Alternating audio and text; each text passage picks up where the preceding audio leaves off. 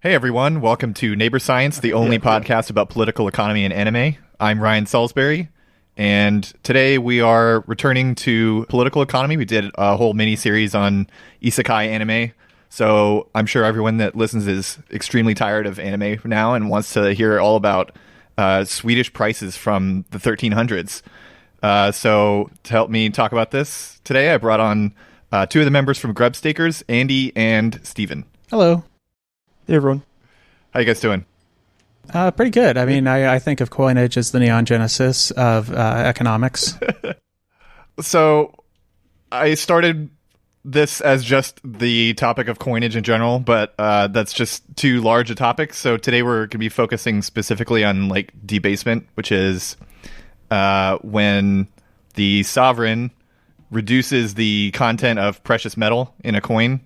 So if a coin is made of silver mixed with like copper or something like that, and it has 22 grams per coin, then the sovereign will sometimes reduce it to 20 grams so that they can produce more of them for the same amount of silver.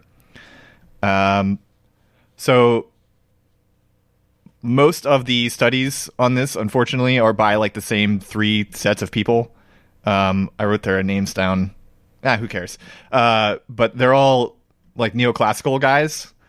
So any gaps in evidence, they just fill in with neoclassical theory, which means it's completely insane.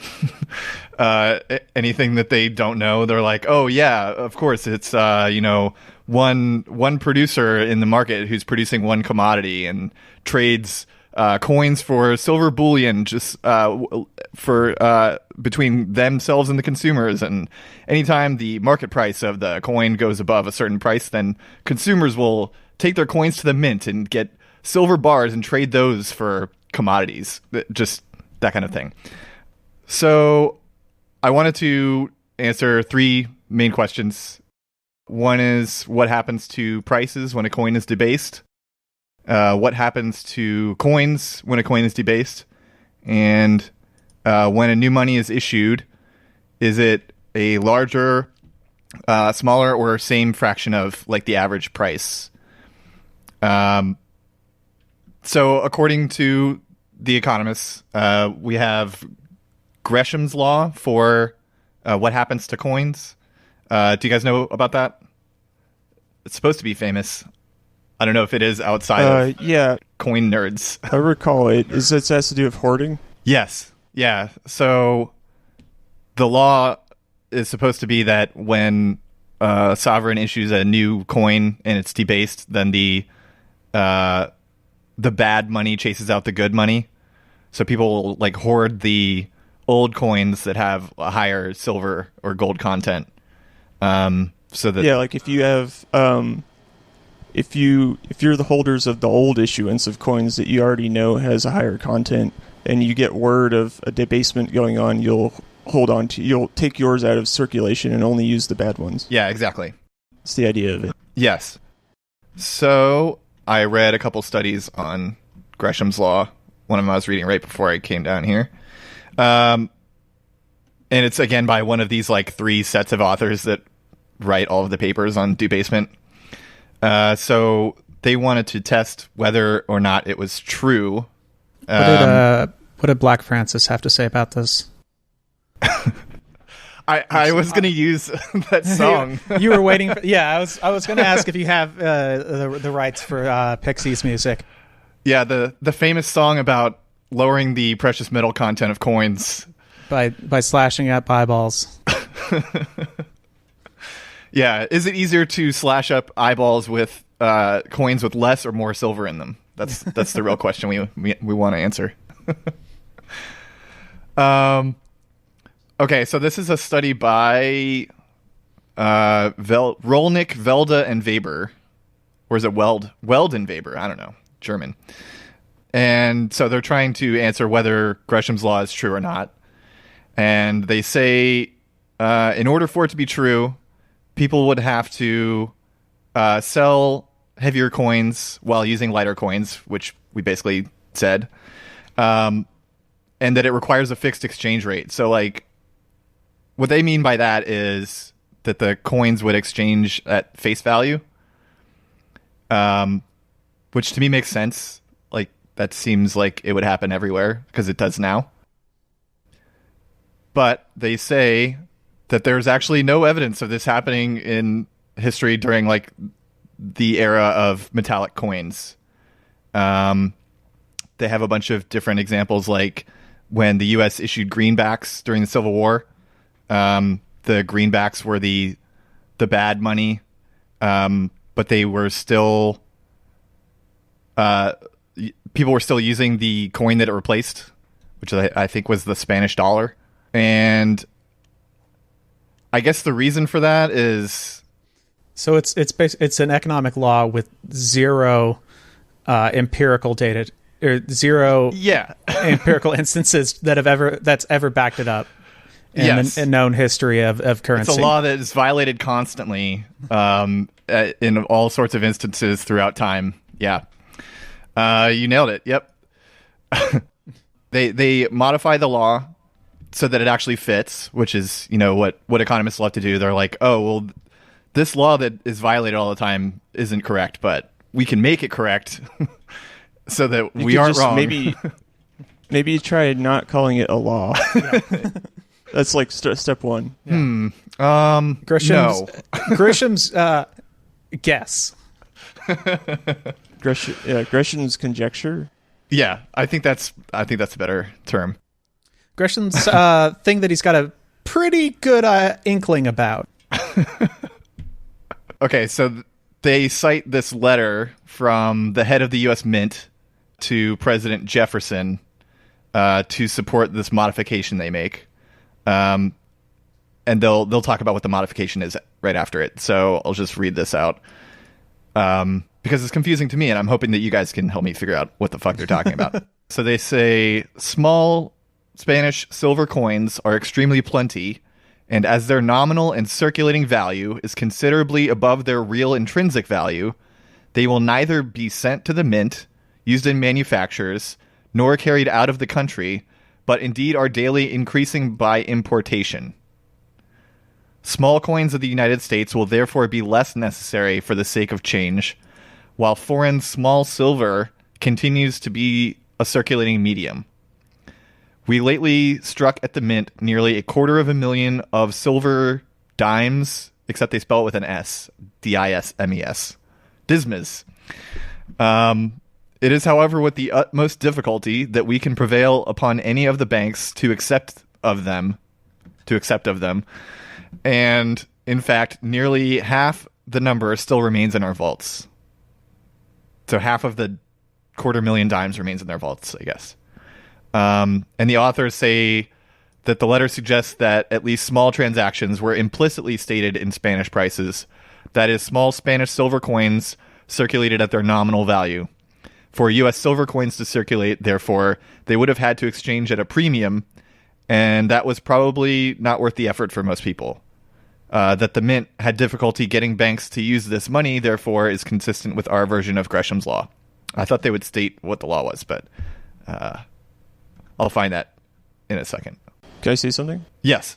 Yeah, there's something, leaving Gresham's law aside for a second, there's something to be said for a new, there's a state theory of money, or chartalism as it's sometimes called, and there's also neochartalism, or MMT as it's called today. And they both have an essentially correct analysis of state issuance of money being backed up by its tax receivability. And they also attempt to develop the further notion about what just receivability is. And, like, is it only state power that ultimately makes people use the money that it spins into existence and gives it value? Or is it other things? And if you have Spanish dollars circulating within your territory and you're trying to get people to use more of your own currency, and you haven't really established yourself yet as a state, like the first mint had not yet done really with the U.S. government, then, yeah, you'll see outside money being circulated or held speculatively within your territory. Okay. As like a secondary source of money. And there's certainly, I'm there's certainly empirical evidence for people holding on to commodity money as a hedge against like state power being reduced somehow, or if they attempt to, like, if you in risk management terms, as a private actor operating within the sovereign territory of a fiat issuer, it would make sense to keep some Spanish silver on hand in order to make your payments and make investments, in addition to using, like, well, not dimes, but US dollars for the state that is, like, brand new and hasn't really asserted its control over the productive processes within its territory, if that makes sense. It sort of makes sense, but have you considered that actually it's because the utility of the new coin is lower, and so a rational actor would not use it because it doesn't increase their utility very much? Yeah, you know, that's a great point. And by great point, I mean a bad point. The utility. Yeah, to put it into marginalist terms for the listeners, which meant so it makes sense, I guess. Yeah, the amount of utils that you get from using a Spanish dollar it's still higher. So, you know. Okay. Now, of course, we come to an empirical problem with that, which is, do we measure the utils in Spanish dollars or the new U.S. dimes? Yeah. What are these utils denominated in? We're just taking John Stuart Mill out to the woodshed today. If you think about, to get back to a more grounded explanation of what I think is going on, and like if you look back in the history of economic thought on money, people would look at, like, why are okay, fiat money is a thing, and so is credit money issued by central banks and whatnot. But however, there's early examples of the value of gold or silver going up seemingly when the value of a sovereign issued currency goes down within the territory of the place. And like in the 13th century, the kings versus the barons in England, that's like a classic example of it happening, where barons would hoard gold and silver because, I mean, they have legitimate political beef with the king and have ideas about undermining his authority, and it's hard to do that if you're using the king's money. So, like, if you call them freaking hoarder barons. Yeah. So, like, if you have an idea that you eventually might want to go to war as a contingency with the king, then you probably shouldn't only be using the king's money. You should also have some gold so that to get resources that you'd need to fight such a war. Okay. Yeah. That makes sense. And, of like, something that I was having trouble with, which is, like, you know, they keep talking about how, you know, if the value of the coin, the par value of the coin drops below the melt value of the coin, then they will, like, remint it or melt it down into bullion. But, like, since they're neoclassicals, they're talking about it in terms of consumers, which in medieval times would be peasants who I don't think have access to melting down metal technology. It's like, it's so confused how neoclassicals talk about coins and metalism generally. And they say, like, well, there's consumer preferences going on about, like, which metal they like, or if they perceive its value as fallen below the nominal face value, then you'll see more alloying of the coin. And what they take that to mean is, like, see, gold is the ultimate expression of money. Right. And then you get into, like, this like fetishization of gold and silver as the ideal monies, rather than one alternative amongst many things that could be money, and, like, actually look at why they might have value, each of them.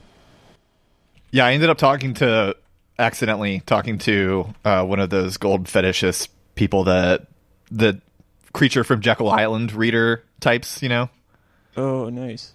Yeah, who got really mad at me when I said that all capitalist economies use central banks. It's not a conspiracy, it's just, like, normal stuff. The Jekyll Island Convention in 1912 or whatever? Yes, yeah. Which was, of course, run by the Jews, as we all know. Right. Big conspiracy. Yes. So I found their version of Gresham's law. So the authors say that the Gresham's law that works is bad money drives good money out of circulation only when the costs of using the good money at a premium are significant. Which I guess within the explanation that you just gave would be when the new state isn't expected to have control of the territory well enough. Yeah, that could be one reason, or like I would say generally. So like what I'm trying to do is like I'm just looking at so coined metal money was an economic fact of life for a couple thousand years, and I feel like the chartalists of today, MMT, they kind of pass over that history and don't really treat it that well oftentimes, and they'll just say, well, that was when people thought that like gold, they just fetishized gold and they were just obsessed with that because it was shiny or something. Yeah. And they don't really treat it very well in terms of trying to understand why the fuck people were using this in addition to fiat money for a while. And like one reason that can happen is because you've got all these different states operating, and if you're a business person or a state itself trying to get resources that you yourself cannot produce within your own territory, then you need to import stuff. In order to import stuff, you need foreign exchange.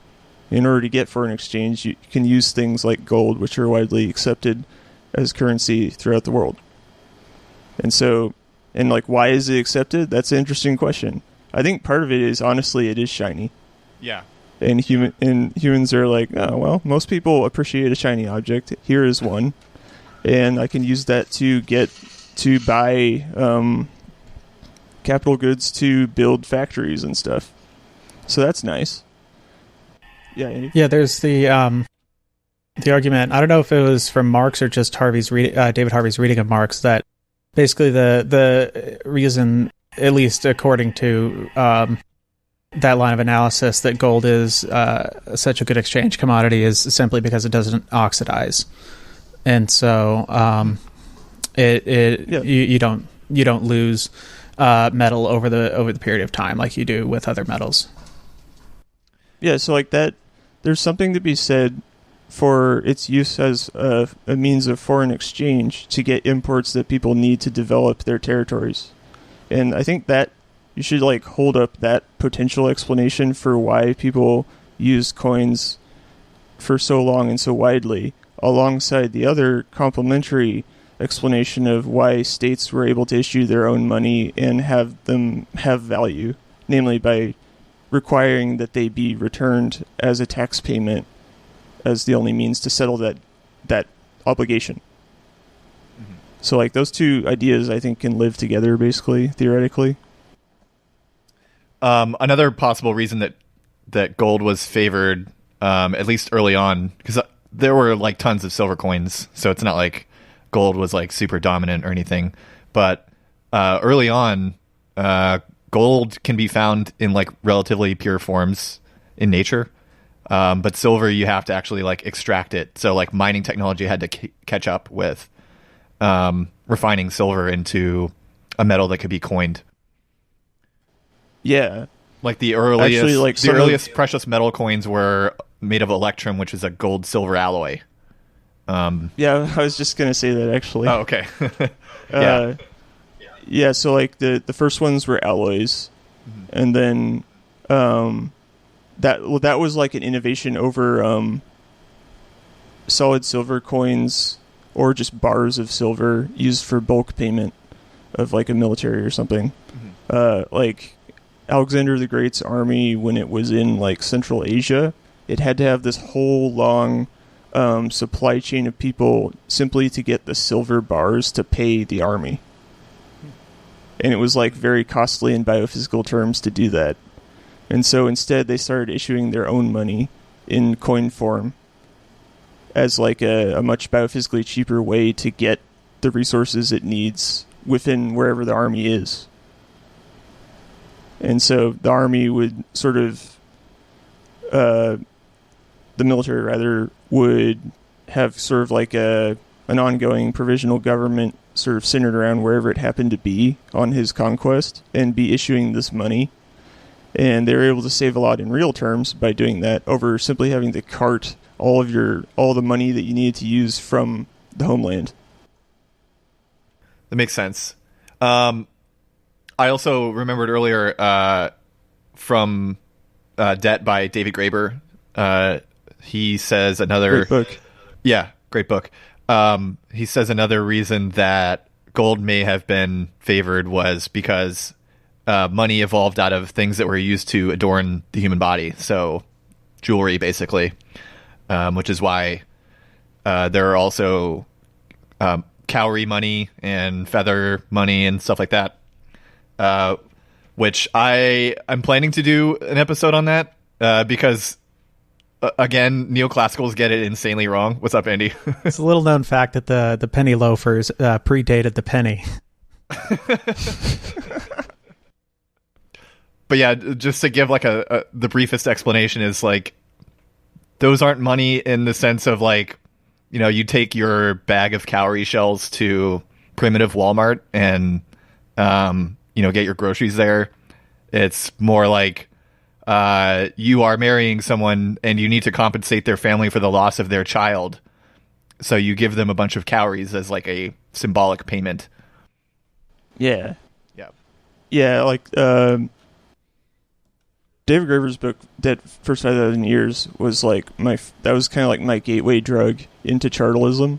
Same, yep. Back in, I read it in like 2011 during school. And it like, he's kind of all over the place to an extent as a writer, but it's like, there's so many webs of threads to follow on the history of money. Like first as like a credit instrument, it was just like, there was hardly any circulating money very early on, 6 to 5,000 years ago. And it was more a credit or debt relations between people that they would mark up and down against each other and then sometimes satisfy in the form of a jubilee all at once, where you just wipe out debt for a community, and that was seen as normal. And so there would be debt jubilees where they would wipe the slates clean, literally. Or if they didn't do a jubilee, then whoever had accumulated the most debts drawn upon the rest of the community, relatively speaking, would just throw a big party. So he would use his credits against other people to throw a big party and say, like, look at what an awesome leader I am, because I can feed everyone in this feast. And so, like, anthropologists would find evidence of these feasts happening. That is, these are much more optimistic scenarios than what I've learned about some of ancient prehistoric Greek society, where if there weren't so many jubilees as when a family kind of ran up their debts way too high, they generally sold their children into slavery. That also happened, yes. It was a bit of a mixed bag. Yeah. So you have, like... Not all of them ended with a party. Early hunter-gatherer societies would sometimes have this sort of, like... They call it the, the person who's the leader is the person who can give the most to other people. Big man. So if you give gifts to people... Yeah, the big man idea. And... If he's giving a lot, he's probably also going into debt at times to do that, because you need to go get the stuff that you're going to give to people from somewhere. And that was sort of seen as, like, some anthropologists say that's sort of like a proto-state. It's where he's sort of issuing IOUs, like, oh, I owe you this gift later and stuff like that. And, yeah, so, like, this predates, like, the palace and the temple money, which could properly be termed states by anthropologists and political scientists, like Michael Hudson, an economist at the UMKC, the University of Missouri, Kansas City, has written a couple books that cover this process of, like, how did we get from the big man idea to the first temples which issued their money, and like how do they get people to have faith in the money that they're issuing in the first place, which is oftentimes by like religious rites and like spiritual ceremonies, and less so than coercion and stuff like that. I always wondered what Eminem Obama did for a living. What? Sorry? Isn't his name Michael Hudson in real life? I'm pretty sure it is. Yeah. Anyway, I was thinking about like anthropologists studying our civilization, and they're like talking about the same kind of thing, like people who give a lot of gifts to everyone and throw big parties, and they're like the so-called big man, or as they called it, the baller, was someone who spent all their money at the club. It's a little like that, honestly. I guess the big man theory is kind of the synthesis of Eminem and Obama. It's true. Another thing that I was wondering about is with the idea that I'll get into more detail in a bit, but there's this idea that if money became overvalued, which is, I don't like that term because money is a measure of value, so that's kind of a stupid way to put it. But basically, like if the mint price goes above the face value, then people will start trading by weight, which like I don't see how that could be practical at all. Like instead of trading with using coins by the face value, they supposedly trade by the weight of silver in the coin, which would require everyone to have a scale everywhere that they trade. And like exchange charts that give them up to the minute values of precious metals, and where they can buy and sell it. Yeah, and like different, like precious metals have different like fineness levels, which I don't really understand. I probably should have read about that a little bit, but like not all silver is equal. Yeah, there's purity like issues and with the silver coins that they issue and stuff.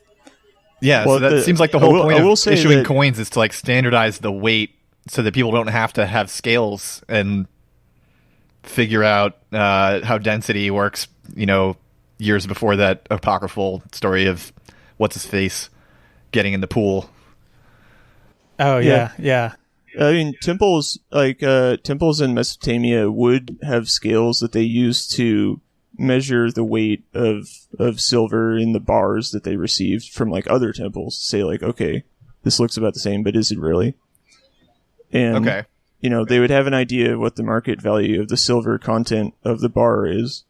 And then they would also have, of course, their own nominal amounts of receivability for their money in silver and stuff. And so they would judge like, oh, this is overvalued or this is undervalued based on that. But there wasn't a lot of like, the scale thing was not really widespread outside of large institutions such as the states of the day, like temples and palaces. Yeah, it seems like you would have to like have manufacturing with good tolerances in order to make like a good scale. Yeah, you don't have like average people out there shaving off a little bit and then using it to melt down into other silver bars or coins. Yeah, this like a lot of the rational actor conclusions, like they draw upon this assumption that people have way more time on their hands than they actually do. Yeah. Yeah, they're saying like, well, the spot value of silver has changed, and like he'll just see that and immediately stop being a farmer and go into this. Yeah, like go into currency speculation. Every human acts exactly like all of my asshole investor friends. Just by wild coincidence, all humans think exactly like me, a guy who's paid to rationalize capitalism all day. Yeah. So since we're on the subject, I posted screenshots from this a couple days ago, and Ice Must Be Destroyed guy and Sean from Seriously Wrong both went absolutely crazy over this. So this is a paper about debasement in France. It's called Commodity Money Inflation Theory and Evidence from France, 1350 to 1436. By, for once, someone who's not one of the three sets of people that writes all the other stuff on debasement. And so they create a neoclassical model of, coinage, and when it will supposedly be exchanged for bullion. So I just want to read this part from the model because it's very funny and very revealing of how neoclassicals think of this stuff. So consider a small open economy in a discrete time framework. There is an aggregate consumption good in the economy. Each individual produces 1 unit of the consumption good during each period of time. We further assume that the individual cannot consume his own product, but only production of others. Famous characteristic of feudalism. Hence, each individual has to trade in order to consume. We further assume that trading takes place in small quantities, and thus each individual trades many times during a single period of time. We assume that there are 2 assets in the economy. What? Silver, in the form of bullion, and money, coins. Both silver and the consumption good are assumed to be internationally tradable, and thus have a fixed relative price, which is assumed to be 1. Silver can be traded over time as well. Lending and borrowing of silver is done in the world's capital market at a world interest rate, which is assumed to be fixed and equal to R. The second asset is money, which comes in the form of coins, which contain silver. Money is non-traded internationally, but is the only legal tender within the economy. The price of silver and of the physical good in terms of money is PT. There is a continuum of size 1 of consumers with infinite life horizons. All consumers are immortal, in other words. They derive utility from consumption and from money holdings, since they need this money to carry out their many transactions during the period. This model therefore follows the tradition of money in the utility function, which began with Sidrowski, 1967, and has recently been adapted to an open economy in Obstfeld and Rogoff, 1996, Chapter 8.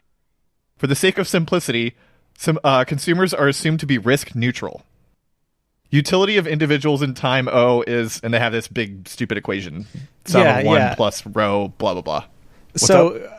As far as I see it, everything that you just read, what happened there is they started with this equation, or some form of it, and then kind of worked backwards from there, because it seems like every single definition there is made to fit within this neat little summation equation. That they can just, throw on their thing to make the math easy. Yeah, have a nice little curve on their paper, and if it works out, they can get it named after them. But right. That's, I think, they were more concerned with making something that could be an easy equation than really anything else. Yeah, I think the way that economists usually do their work is, unlike most sciences where they observe something a bunch of times and then they're like, how can we explain this thing that we observe? Let's write an equation that matches the data. Economists are like, let's write an equation and make sure the data matches it. Yeah. And if it doesn't, then we just have to add to the equation. That's been the fundamental disjoint between neoclassical and heterodox economic theory for over 100 years. Yep. Is that one group is doing science and the other group is not doing science. Right. So normally you go out and then observe and ask people what they're already doing, and then you go home and you think about it for a while and write an equation, even a messy one, that roughly fits what you saw. Right. It's not like you think up an equation that looks nice and then you talk to people and that doesn't quite fit, and you say this is a market failure, this other stuff. That's the craziest thing about economics is it's the one study, one of the studies where you're trying to explain the behavior of all of these organizations of people. And with physics or chemistry, you can't ask chemicals or objects what they're doing and why. But you can literally go up to a businessman and be like, hey, what are you doing and why? Yes. And they'll explain it to you. But they never do that. You know, that's funny you should say that, because actually every now and then, a neoclassical economist will like mess up and do real science. And so they'll do a survey on like, hey, how do people set prices? Yeah. And then they go and find a result. Means and Burl, you're talking about? Yeah. And like, so they'll find contradictory results that refute part of their theory, and so they can't really talk about it that loudly. It might get published in a few of the somewhat lesser known mainstream journals, but for the most part, they have to keep it to themselves.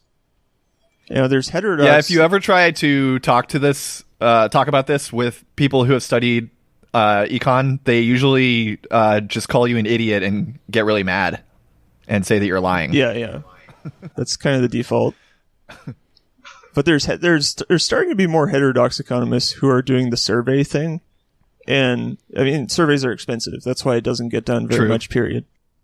But neoclassicals, who are the ones who have money, sometimes do big surveys, and they're like, wait a minute, you're saying that you use the total cost and then add a markup, and then that's how you do your prices? That's not how it's supposed to work.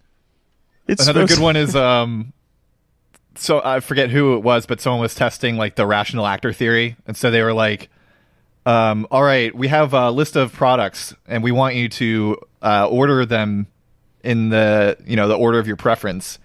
And to their complete surprise, people were like, I don't know, I guess this one and this one. And then the next time they're like, I guess that one and this one. So they like changed their order up and like didn't have like a firm set of completely ordered preferences. So if they went to the store and they were like, I don't know if I want, Campbell's soup or chunky soup, they would just pick one at random. But that kind of breaks all neoclassical economic models.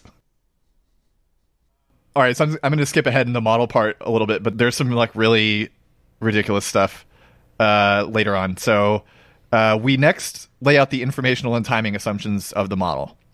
Each period opens up with an announcement of a debasement or a stabilization. Then mints operate at the beginning of the period, while trade in goods, which requires money, takes place only later. We assume that all coins look alike for ordinary folks and cannot be distinguished without the help of experts, who are called money changers. Such help is costly. To simplify things, we assume the following cost structure.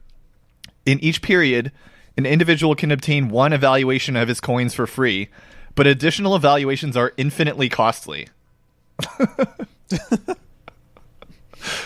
As a result, an individual evaluates coins only once each period. I love when economists talk about infinity.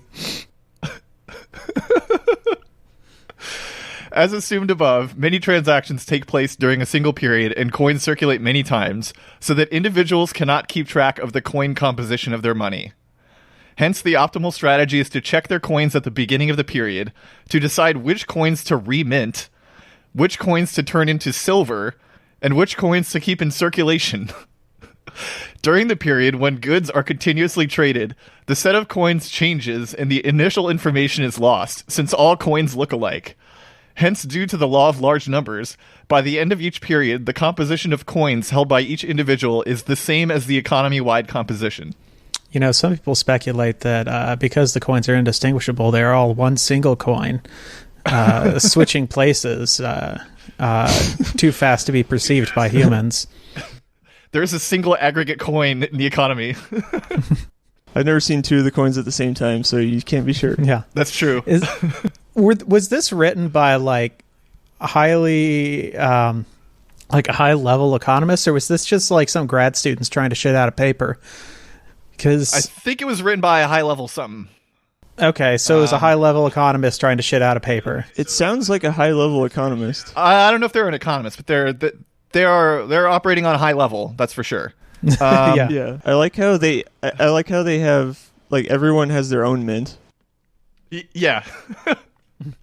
Everyone can like remint the coin and turn it into bullion. Yeah, the consumers, they have all that stuff, but they aren't experts enough to determine. Yes. They have all of like the accoutrement of an entire mint, but they don't have any expertise. So here's another incredibly realistic part. The government imposes no taxes and finances its activity by seigniorage only. I don't even know if I want to read the rest of it, because I think that's enough out of that paragraph. Oh, wait. Well, the last sentence, I don't know if it's of that paragraph. Let the listeners decide whether it's important. In other words, reduces the mint price Q and fixes it at the lower level thereafter. So maybe look into that mint price. Oh yeah, of course. And they further assume that all markets are perfectly competitive and that expectations are rational, which means there are infinite buyers and sellers. Naturally. Yes. There's no institutions of any kind. Right. Everyone has the same amount of power. They have nice orderly preference sets. That stuff. Yep, exactly. I imagine this author like walking into a medieval village and like just walking up to a peasant and explaining it and showing them the equation, and the peasant being like, yeah, that makes sense. That is a lot like what our life is like. I like to picture like if an economist really did believe these like simplistic theories, then if they were not an economist and living in the times were operating as a peasant or something, they would just have no friends. Like no one, well, they would go around like trying to minimize all their costs because they say that's part of how price is discovered. And they would, like, if you run a business, then your costs are someone else's price. And so if you just suddenly try to offer your suppliers nothing, then they won't want to do business with you. Exactly. So in their conclusion section, they have some other really insane stuff. And I think this points to how, even if they are looking at evidence, their interpretation of the evidence is just so bad that it can't be trusted. So they say, in this paper, we show how inflation, and even high inflation, happen under a commodity money regime. The possibility of high inflation due to debasements is shown in theory and then demonstrated by 100 years of frequent debasements in medieval France. Which is fine. But they say, under commodity money, the demand for money falls less at high rates of inflation. So they're saying that demand for money, when inflation happens, i.e. prices go up, that causes demand to fall. So if you have to pay more for stuff, then you will demand less money. Does that make sense to anyone?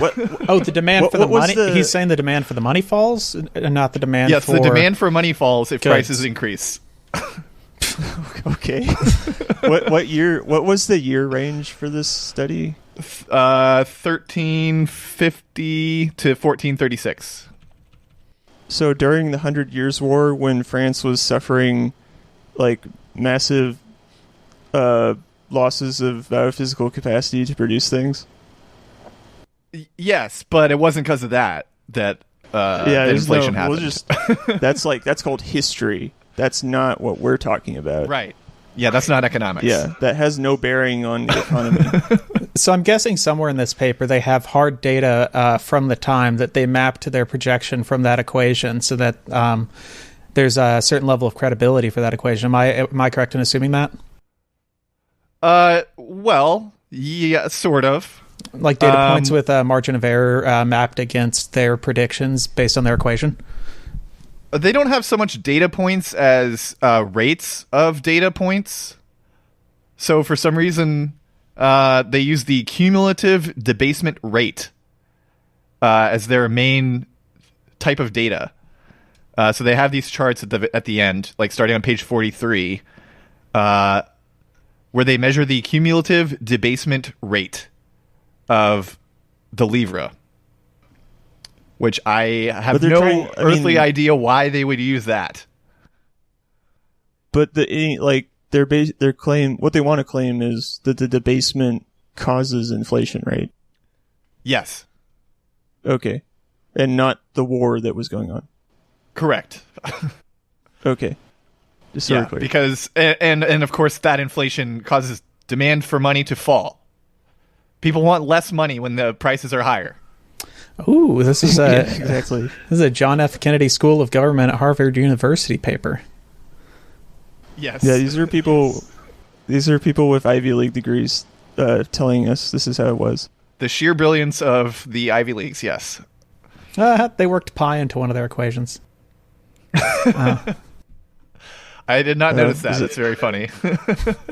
Oh, wait, it's not the number pi. They just say in this section, we consider the case of repeated debasements at a fixed rate, pi, and then they just use the number, probably to make themselves you know what? We assume smarter. pi That's a to weird be thing. 3.1415, etc. Yeah. That's like, if you guys have taken an econ course, they'll just drop pi as a variable. Yeah, that's what they do here, which is clearly... It really annoys me. It's physics envy. They like say profit or pi. I honestly get annoyed by like math equations in general. Like, so I'm a programmer, so when I write out equations, I just use words. Because then if I look at it later, like, a month later, I can be like, oh, I know what I was writing there, instead of like having to figure out what I assigned each thing to. Yeah.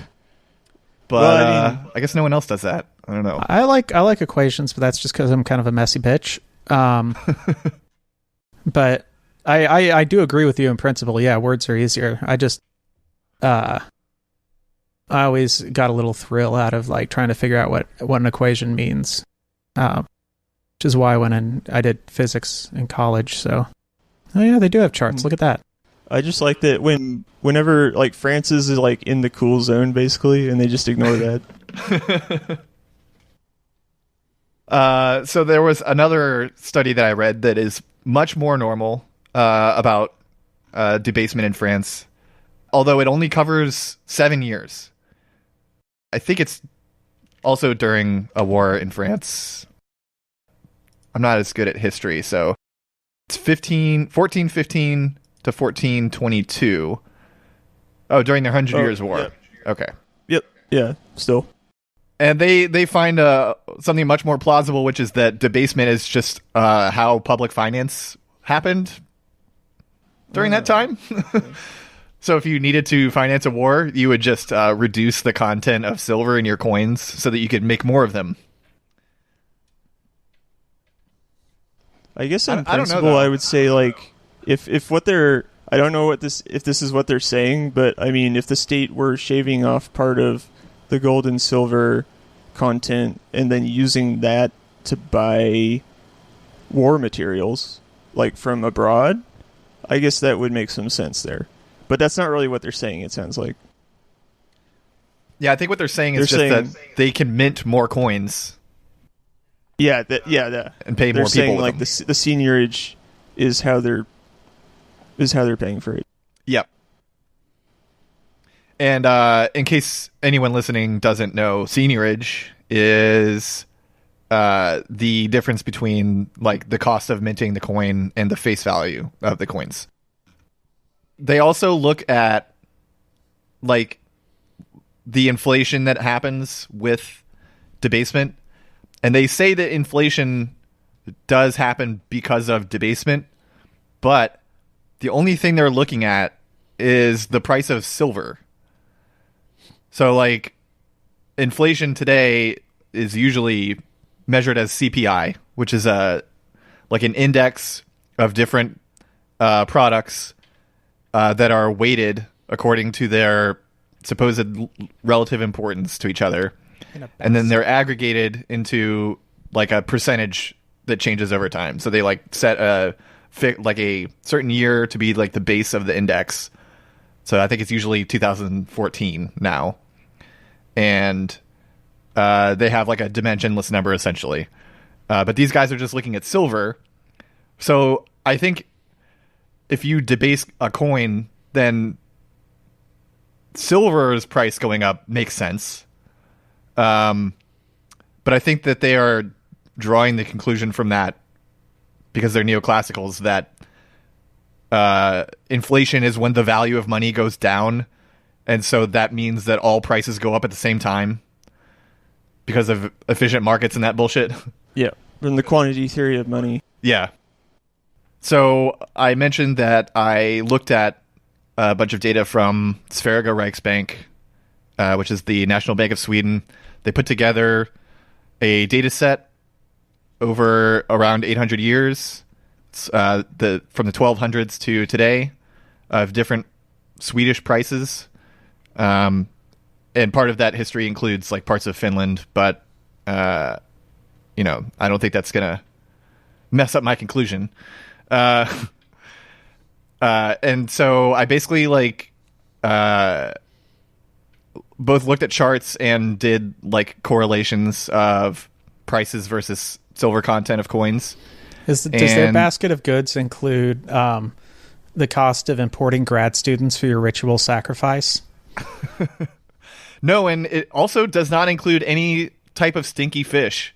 I don't know why. There's no smelly, rotting fish in there. They were lutefisk autarkic. They could create it wholly within their territory, so there's minimal cost. Universal basic lutefisk is what you're saying, huh? So yeah, I checked like the correlation of like commodity prices to the silver content of the coins that they were priced in, and there is like some correlation. So I basically broke it down. I don't know where the fuck this data is. Oh, here it is. So the main query that I was looking at, I broke it down into if there's more than a negative 50% correlation, which meant that debasement would be strongly correlated with prices increasing, i.e. inflation, and no or weak correlation, so under 50% correlation, or between negative and positive 50% correlation, and positive correlation. So there was no positive correlation. So debasement never caused prices to go down. But only a minority of the time did it cause prices to go up. The average correlation of all those data points is negative 28. The number of times it's strongly negatively correlated is 23 out of 101, so about 23% of the time. And most of the time it has either no or weak correlation. So based off that like kind of vulgar analysis, I don't think there's very strong evidence that debasement causes all prices to go up, which I think kind of makes sense, because if you're trading at the face value of stuff, you're not going to do a bunch of extra work to like figure out how the weight of the precious metal of the coin has changed and how to adjust your prices based on that. And just because a coin is debased doesn't mean that like everyone has more of them, which I think is something that's in MMT pretty prominently, which is just because the government issues money doesn't mean that everyone gets it. Only certain people get it. And it's who you give it to that affects what it does. Right. I should say that like debasement certainly did happen. That's a real historical fact. Mm-hmm. But it was done for historians think for other reasons, such as getting enough bullion to get imports for things that you need that you can't make. Mm-hmm. Like as for to financing be used wars. As foreign exchange. Yeah, to finance wars, certainly. So they would maybe shave off coins of a bit or alloy them so that you can keep more of the bullion to pay allies to get war materials. Oh, so it would be a process of the coins would be remixed, but the idea was to remove the gold itself from the coin, have the same amount of coins in circulation, just with less gold, and then use that gold for foreign trading. Right. Okay. That's an important point, that like when they most debasements didn't result in higher coins in circulation. There's just this assumption that it always happens because of the economic theory of neoclassicals. Right. That says if you're debasing, that automatically means there's more of them. But the replacement value of goods being transacted upon by all these more coins is still the same. So they're saying, like, therefore, the debasement also cheapened the value of the money, leading to inflation. Right. Andy, I thought when you said the coins were remixed, you were going to make a DJ joke or something. One thing I didn't bring up is the most famous historical instance of debasement, which is called the Great Debasement. And it's when Henry VIII, the famous womanizing nasty pig king of England, debased the English currency throughout his reign. And also the next 10-year-old king also did that during part of their reign in order to finance a lavish lifestyle and wars with France and Scotland. The shilling under Henry became a silver-plated copper coin, and the silver was thin enough that it tended to rub off, which led to him being nicknamed Old Copper Nose. Kind of funny. And of course, the people that write about this say the economic effects lasted until the coins were replaced with good coins, but then they don't list what those effects are or what the evidence of them is or how they know that or any of that shit. They're just like, yep, there were effects. Therefore, they're causative. Yeah. we can extrapolate from the data that coin debasement leads to Protestantism. Yes. That's something I want to test now. Now that I have a data set, I think I can explicitly test for it. Coin debasement caused the Church of England. Yes, exactly. Yeah. So this is pretty cool. Just on I guess Grub Stakers, we're known for our ability to riff on the fly. I guess one thing we didn't actually talk about was this definition of commodity money, which is what everyone writing about this calls metal coin money. So they define it as money whose value is given by the intrinsic value of the thing that it's made of. And we talked about this a bit, but like they're using this to differentiate it from fiat money, which is money that's given value by government decree. But I kind of think that, I don't know, it doesn't seem like it really fits because, as you were saying, if you're going to melt your coins down into bullion, the reason that you do that is to trade with another state. And so the intrinsic value of it is given by, the value of that metal in their coin, in their money. I mean, you melt it down and, it's in this unalloyed form, no longer in your coin. So it no longer has a nominal face value of your coinage, but you can price it in someone else's nominal value and sell it to them. And then they'll give you, I don't know, mercenaries or something.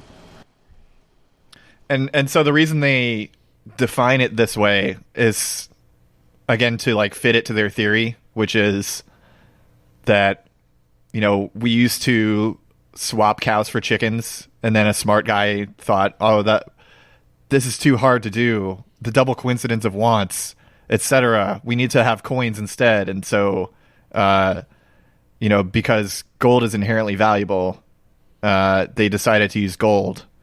And now we use credit cards. The end. Imagine being the guy 7,000 years ago who's just you're trading chickens for cows, and you just throw your shit down. You're just like, this sucks. Don't you agree? Then you just devise the entire international monetary system there. Also, the idea of the regular people who would use coins having another use for gold. I could, right. I could buy some grain, or I could decorate my death mask. There's. I could get some grain, or I could make a CPU. Yeah. Great. You could pay someone else to make the death mask. So that contributes to the value of gold and why it might be a good idea to have some of it on hand. Yeah, but the problem is he only wants to be paid in death masks. Yeah, or you could have a death mask is a type of derivative of the gold value, I guess. You just gotta get away from this idea of there being this fetishistic intrinsic value of metals. Egypt fell to Rome because of collateralized death mask obligations. The bubble just blew up, and then Caesar came strolling in. It's because they didn't have the so SEC. Like the gold.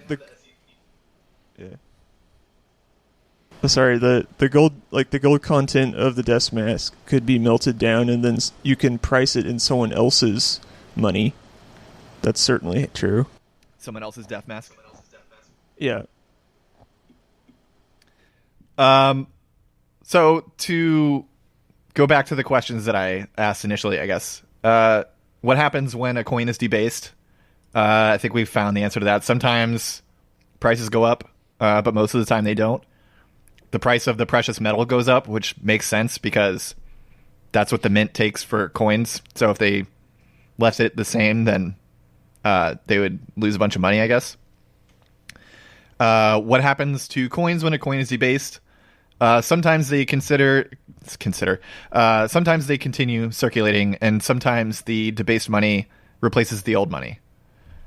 So that paper that I talked about with Gresham's Law, they have a bunch of examples in there where, sometimes the old money stays around, and we explained why, I think, pretty well. When a new money is issued, is it usually a larger, smaller, or same fraction of the average price? Usually it's the same fraction. They just replace the coin with a very similar coin with less metal in it. And sadly, you can only evaluate it once, and then after that it costs infinity money.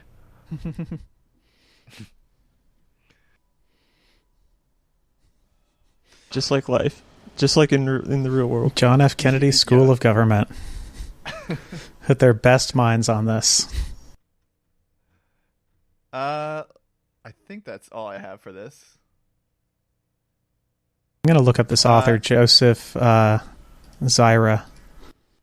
I could talk about the different types of coins, because I think since we just use dollars, we assume that all monies are used for everything. But back then they had different coins, different monies for different things. So they had accounting money, numeric money, and effective money. And as with any ontology that doesn't really fit reality, there's sometimes even more complex stuff. During the Qing dynasty, there were cash coins, which were petty currency. These are the coins that you've seen where they have the square hole in them. They're like brass with a square hole, and they can be put onto strings to make larger denominations. And I wrote here, I hate it when you go to a Chinese restaurant and you forgot it was cash only, so you have to go across the street to an ATM to get big strings of coins to pay for the food. They